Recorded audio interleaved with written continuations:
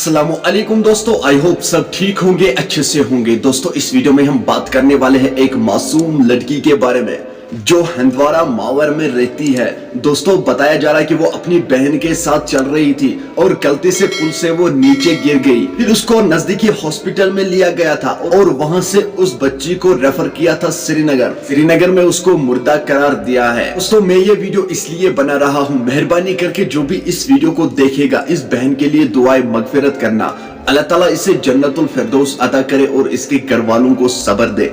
दोस्तों मेहरबानी करके इस वीडियो को ज्यादा से ज्यादा शेयर करना। हो सकता है आपका एक शेयर करने से इसके लिए कोई दुआएं मगफिरत करे।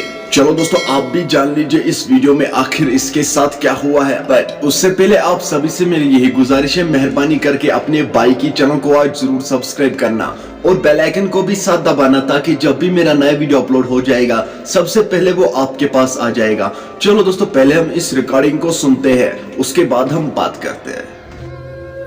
हंदवाड़ा में मावर नाले में फिसलने से एक 3 साल की लखते जिगर दुनियाई फानी को अलविदा कर गई।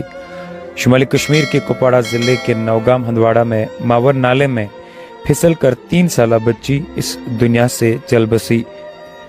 रिपोर्ट्स में बताया गया कि मोहम्मद रफीक चीची की बेटी आलिया रफीक अपनी बहन के साथ थी जब वो गलती से पुल से मावर नाले में गिर गई। अगरचे इस 3 साल की लखते जिगर को पानी के ज़राए से निकालकर जिला हंदवाड़ा ले जाया गया, जहां से डॉक्टर्स ने उन्हें श्रीनगर अस्पताल रेफर किया और श्रीनगर के डॉक्टर्स ने उन्हें मुर्दा करार दिया।